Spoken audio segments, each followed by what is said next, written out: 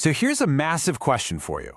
How did we, Homo sapiens, go from being just another primate, scattered across the planet, to building pyramids, writing laws, and creating these huge, globe-spanning empires? Well, it really boils down to just a handful of fundamental building blocks. These are the core ideas, the key innovations that let us organize ourselves in a way that had never been seen before in the natural world. So let's dive in and take a look at the actual blueprints of civilization. All right, so where do we even begin? Our journey starts with the first, and you could argue the most important building block of them all. And it wasn't a great leader or a brilliant law, it was a plant. Or to be more specific, it was our newfound ability to control our food supply. I mean, think about it. For hundreds of thousands of years, almost all of human history, we were wanderers. We followed the herds, we went where the food was. But the agricultural revolution? That was a complete game changer. Suddenly, by figuring out how to grow crops like wheat and barley, we didn't have to move anymore. We could stay in one place. We could build permanent homes. And that simple shift, well, it's the foundation for everything that comes next. And what's the biggest advantage of staying put? You get scale. Instead of tiny, roaming bands of a few dozen people, you get cities, real cities. The ancient Sumerian city of Uruk, for example, one of the world's very first, grew to have about 50,000 people living in it.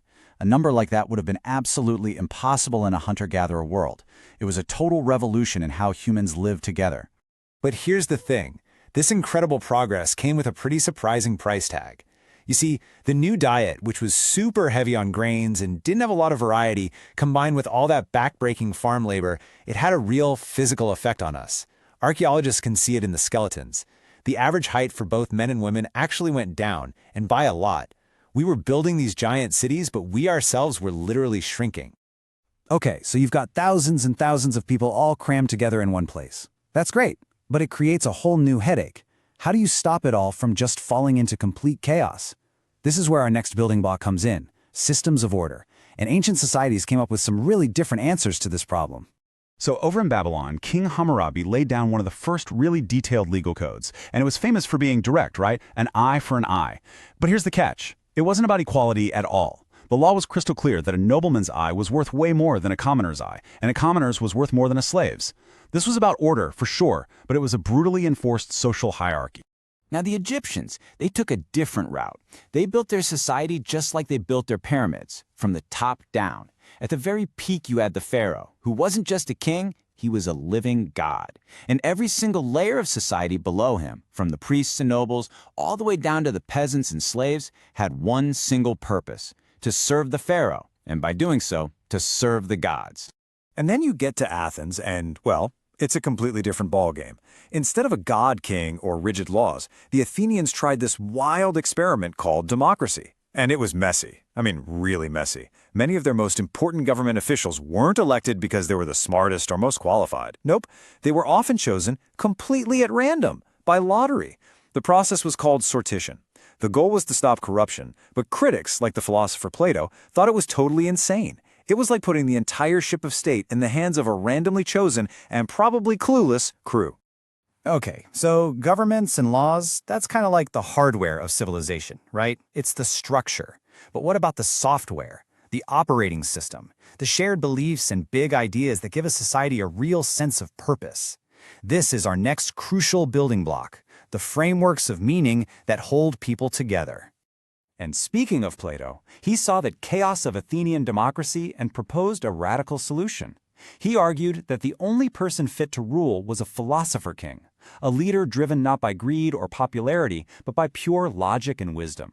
This quest for a perfect rational order would go on to become a cornerstone of all of Western thinking.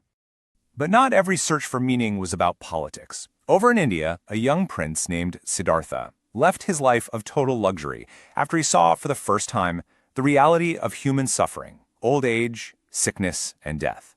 His quest wasn't for the perfect government, it was for inner peace. His journey to enlightenment as the Buddha created a path to rise above suffering, a path that would end up shaping the spiritual lives of billions. So, once you have these huge, organized societies, each with their own laws, their own beliefs, one thing is pretty much inevitable. Sooner or later, they're going to bump into each other. And this leaves us to our final set of building blocks, the external forces of conflict and cooperation that make and break empires.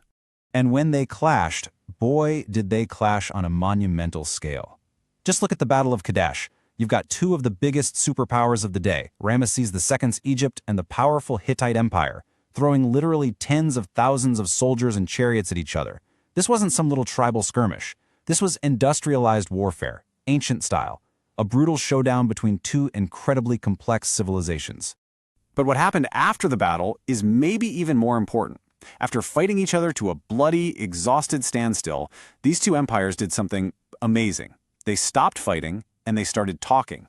And in 1258 BCE, they signed the world's very first known international peace treaty. It just goes to show you that the same power that allows for massive wars also creates the possibility for unprecedented peace, trade, and sharing knowledge.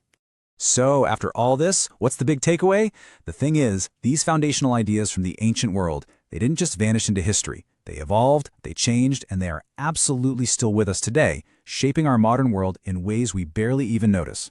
So let's quickly recap those 4 key building blocks we talked about. First, you have the agricultural shift, which gave us settled life and huge populations. Then, you need systems of order, laws, governments, to manage all those people. Third, you need frameworks of belief, philosophy, religion, to give life meaning. And finally, you have the external forces of conflict and cooperation, war and peace, that define how these civilizations interact with each other. From farming and laws to gods and war, these are the fundamental tools our ancestors invented. We've refined them, we've scaled them up, we've remixed them in countless ways. But at the end of the day, we're still wrestling with the same basic challenges. So the real question is, for us, as the inheritors of this ancient toolkit, what kind of world are we going to build?